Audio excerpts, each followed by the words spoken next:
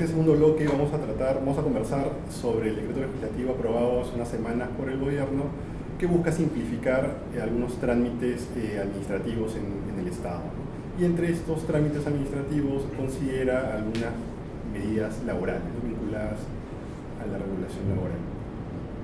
Una de estas medidas incluidas en el decreto legislativo aprobado por el gobierno hace unas semanas elimina la obligación de las empresas de registrar los contratos a plazo fijo ante la Autoridad Administrativa de Trabajo.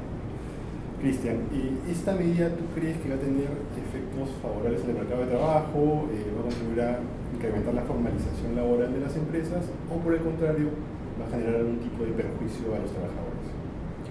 Bueno, yo quería empezar señalando que esta discusión de regular, flexibilizar, rigidez, parecen unas discusiones que tiene como trasfondo pues, falsos dilemas, ¿no? Falsas oposiciones, en fin, como queramos llamarlo.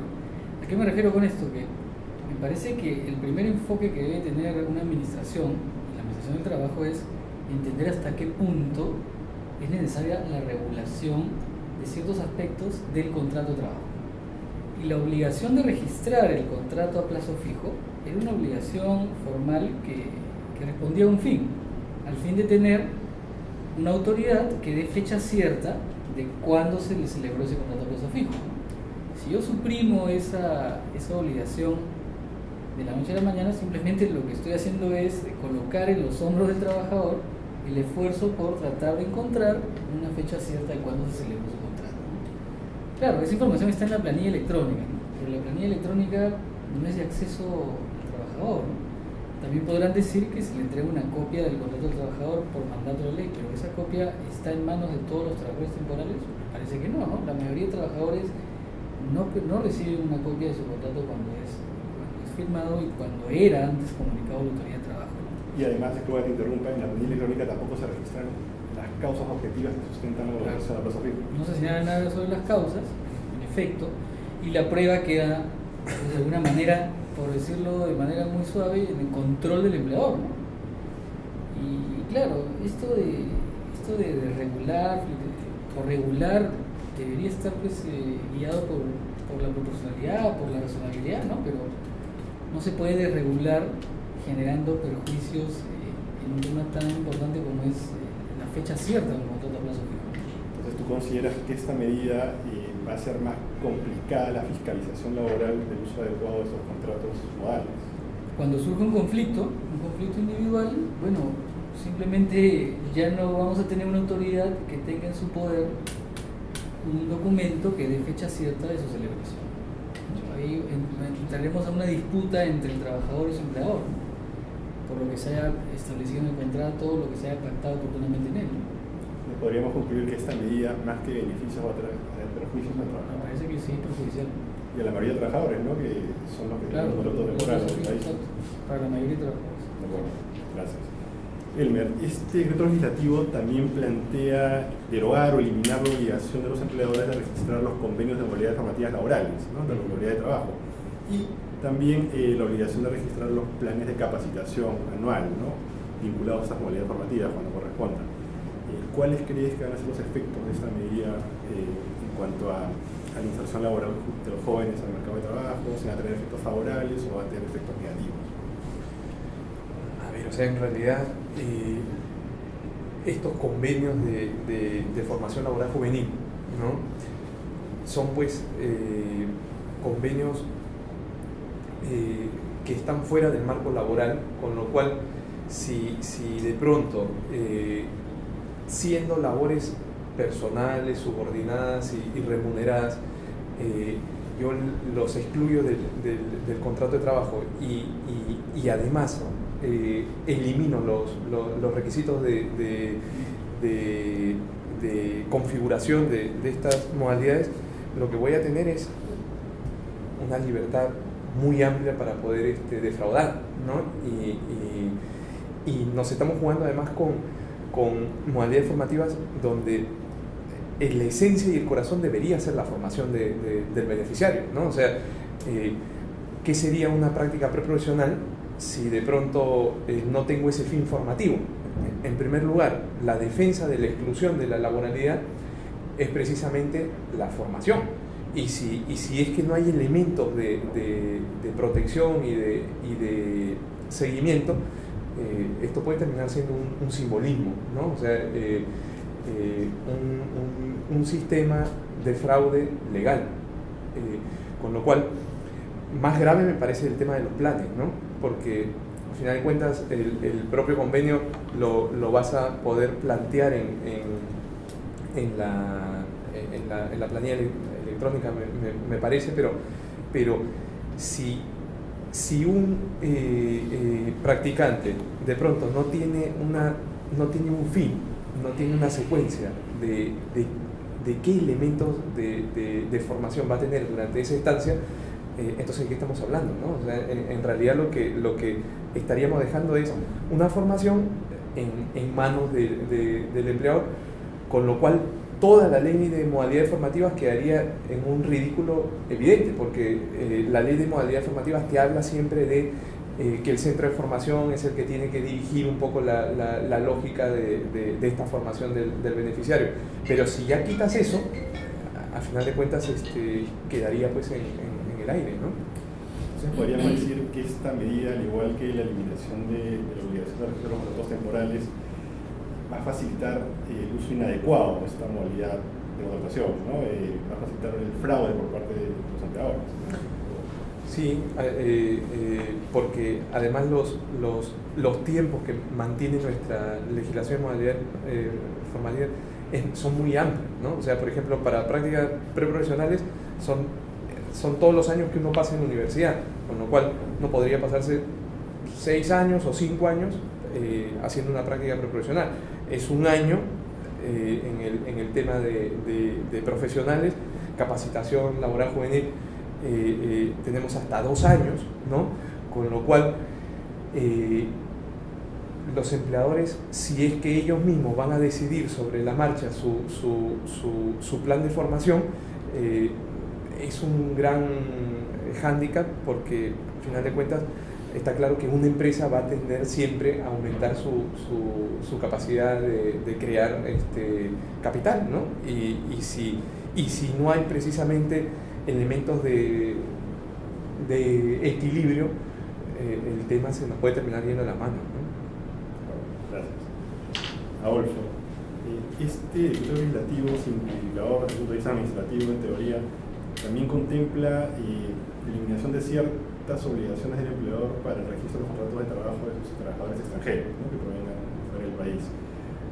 Por ejemplo, para sustentar un determinado nivel de capacitación de sus trabajadores, basta ahora la declaración jurada del empleador. No se requiere presentar algún tipo de documento que certifique este nivel de capacitación, ¿no? Entre otros requisitos. ¿Tú crees que esto genera algún tipo de efecto positivo en el mercado de trabajo? ¿Va a incentivar una mayor contratación de mano de obra extranjera en perjuicio de la mano de obra nacional? ¿O más bien va a favorecer el contrato de extranjeros en aquellas ocupaciones donde no hay mucha oferta disponible de mano de obra calificada nacional? Ya. Mira, con los trabajadores extranjeros está ocurriendo lo mismo que con los trabajadores contratados a través de modalidades formativas y de los trabajadores con contratos sujetos a modalidad. En realidad lo que se está haciendo es facilitar esa vía de contratación. Y el problema fundamental es que de 10 trabajadores, 6 están contratados a través de contratos temporales, que incluyen las modalidades formativas, los sujetos a modalidad, etc., ¿no? Y este tipo de contratos. Entonces, ese es un problema político muy importante, porque de lo que se trata entonces es de continuar con el mismo modelo que desincentiva la sindicalización y que no permite a los trabajadores tener una voz de representación en su centro de trabajo. Entonces, eso es lo que se busca eliminar, esa es la política que se estableció con la reforma fujimorista en el año 92, y lo que se busca es profundizar ese modelo, en lugar de discutir alternativas a través de las cuales se limiten este tipo de contratación temporal. O sea, no es posible que en el país las actividades productivas sean mayoritariamente temporales. Eso sabemos que no es así. Es más, la actividad económica sigue creciendo y, por cierto, las actividades, la nueva contratación que se hace es para actividades que son permanentes. O sea, no puede ser que 4 de 10 trabajadores estén trabajando en tareas que son por su naturaleza permanentes y los otros en tareas que por su naturaleza son temporales. Es claro que ya allí hay una actitudes ilegales que no cumplen ni siquiera con las normas establecidas en los contratos sujetos a modalidad y que sería materia de fiscalización y cumplimiento. Entonces ahora, en lugar de poner algunos requisitos, morigerar este tipo de contratación, lo que se hace es facilitarla, porque ahora ya ni siquiera hay la obligación de presentar en físico los contratos de trabajo, o sea, menos fiscalización posible. Entonces va a haber mayor cantidad de trabajadores contratados que no van a poder sindicalizarse, porque no pueden sindicalizarse. Yo muchas veces me he encontrado con trabajadores que les pregunto, bueno, ¿y usted está sindicalizado? No, es que yo trabajo por contrato temporal. Eso está claro, o sea, aquel que trabaja por contrato temporal no puede sindicalizarse porque pierde el empleo. Bueno, gracias. Y una pregunta final. ¿Qué alternativa creen ustedes que podría implementarse o aplicarse que realmente promueva, que busque incentivar la contratación formal en el país, ¿no? Y a plazo indefinido?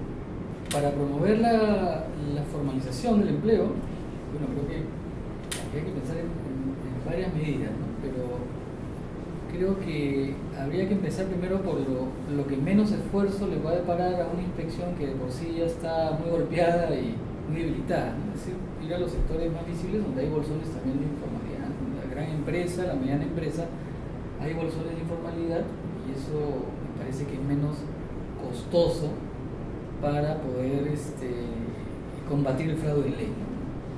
Y luego la contratación temporal. La contratación temporal también es una informalidad que en un artículo que escribimos hace tiempo lo habíamos llamado la informalidad escondida. Bueno, eso también habría que combatir ahí el fraude de ley, ¿no?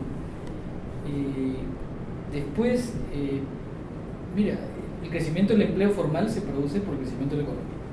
Si la economía no crece, no va a crecer el empleo formal. Pero sí, los planes de inspecciones a la fecha no tienen pues una línea directriz, es una conducción estratégica y no vemos hasta ahora que SUNAFIL tampoco haya puesto sobre la mesa cuál es su política en blanco y negro para combatir la informalidad, ¿no? Creo que esas medidas se podrían ir realizando, ¿no? Y pasa de la mano no solo por la capacitación, por la promoción de los derechos, de la inclusión de la legislación laboral, sino sobre todo por una labor activa de la inspección, ¿no? De combatir el fraude de ley. Y en el caso de la promoción de la inserción laboral de los jóvenes en un empleo formal, ¿qué medidas podríamos adoptar o proponer? O sea, en realidad, por ejemplo, el tema de cuotas podría ser un tema interesante, ¿no? En el ánimo de no reducir beneficios laborales, permitir que un empleador pueda contratar un porcentaje determinado y motivar además, ¿no? Con quizás incentivos tributarios, sumar el tema de la capacitación, ¿no? Me parece que podrían ser elementos interesantes a efectos de no solamente utilizar como estrategia la de reducir beneficios para que te sea más interesante contratarlos, sino mantener los mismos beneficios, pero incentivar su contratación, ¿no? Adolfo, ¿qué medidas alternativas plantearías como incentivo a la formalización laboral en el Perú? Sobre todo para el segmento asalariado, ¿no? Dependiente, que es para lo que podemos hablar de informalidad o formalidad laboral. Bueno, yo creo que uno de los temas claves es la reducción de los contratos temporales. Ahí hay que volver a los orígenes. en el sentido de que se consideren la procedencia de contratación temporal cuando las labores, por su naturaleza, no sean de naturaleza permanente, pero si se trabaja en labores que son cotidianas de la empresa, que siempre se vienen trabajando, en esos casos no debería proceder la contratación, ¿no? Peor todavía en los regímenes agrario y de microempresas, donde todavía es más flexible esta situación, ¿no? Entonces, ¿por qué esto? Porque eso incorpora dentro del modelo de relaciones laborales un factor de desestabilización de toda la mano de obra que impide a los trabajadores sindicalizarse. Y este es un tema que es profundamente político. Bueno, muchas gracias a los tres por su participación. Con esto concluimos el segundo bloque de entrevistas acá en Trabajo Digno.p y los esperamos en nuestro bloque.